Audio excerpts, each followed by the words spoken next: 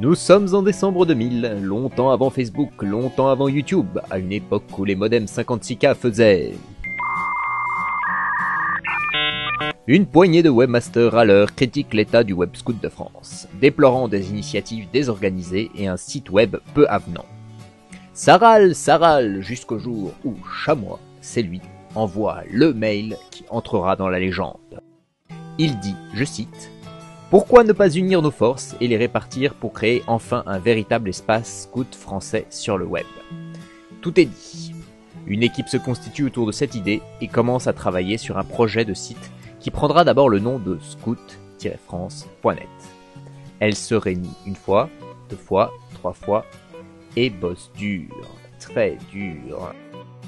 Guillaume, notre grand maître du PHP, rentre en stage au Centre National. Le graphisme pose question. Doit-il être plutôt kitsch, plutôt cubique, plutôt rondouillard ou plutôt cubo-rondouillard ?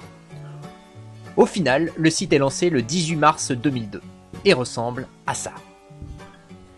Petit à petit, l'équipe s'agrandit. Jeannot débarque et propose une mascotte qui prendra d'abord la forme d'une abeille, puis d'une chose, et enfin d'une drôle d'araignée verte, mi-paténée. L'équipe expérimente alors ses premiers suivis d'événements.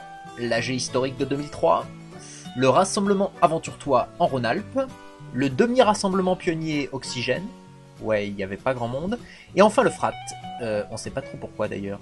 En 2004, le statut de la toile scout dans le nouveau mouvement des scouts et guides de France pose question. Après moult réflexions, elle décide, pour conserver sa liberté de ton, son indépendance, et pour pouvoir se rapprocher des autres mouvements, de créer son association. Les statuts sont signés le 17 décembre 2005. Attention, séquence émotion.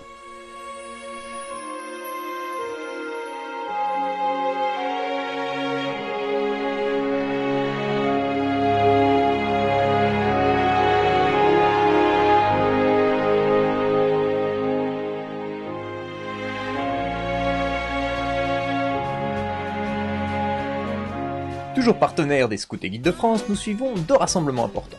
L'AG 2006, il y avait même 8 pattes, et le Jamboree Quel Talent. Ouais, on avait la classe. En 2007, l'année du centenaire, le service Scoutblog est lancé grâce à Kemar. Cette nouvelle plateforme sert de support pour partager des témoignages autour des événements du centenaire comme le lever du soleil. Il y avait trop d'amour. Le site commence à se faire vieux et l'équipe travaille pendant plus d'1 an à une nouvelle version. Grâce à un squelette pipe concocté par Paul, un graphisme de Delphine et le travail titanesque de tout le monde pour transférer les pages, la toile scout V2 est mise en ligne en juin 2008. C'est le site tel que vous pouvez le voir actuellement, et oui, il a vieilli lui aussi. L'équipe lance aussi une boutique. Son succès, et notamment celui du best-seller Before After, en font petit à petit la source principale de revenus de l'association. En 2010, la décision est prise de fusionner avec la boutique Scout Connection, à l'origine créée par 2 chefs qui rejoindront l'assaut pour l'occasion. Grâce à eux, elle gagne en professionnalisme. Merci Ben et Mitch. La même année, l'équipe réalise les suivis des rassemblements Graines de Diversité et Cité Cap et confirme son expertise en matière de photographie grâce à des recrues de grands talents. 2011 est l'année de l'ouverture. La toile scout se met au service des éclaireuses et éclaireurs de France et des éclaireuses et éclaireurs unionistes pour suivre les rassemblements de célébration de leur centenaire. Thomas, un jeune vidéaste prometteur, rejoint l'équipe et développe la Web TV. En mars 2011, puis janvier 2012, 2 formations gratuites aux techniques vidéo, photo et web rassemblent une 50aine de personnes de différents mouvements. Voici une corde supplémentaire à l'arc de 8 pattes. Bon, maintenant la toile scout a 10 ans et on reste quand même assez épaté de notre longévité. On n'est pas très sûr de connaître la recette exacte, mais on est certain de quelques ingrédients. De l'amitié, de la passion, de la convivialité, un peu de désordre organisé, pas mal d'impro, beaucoup de queue de la gueule, et comme a dit Chamois dans son fameux mail, du rêve.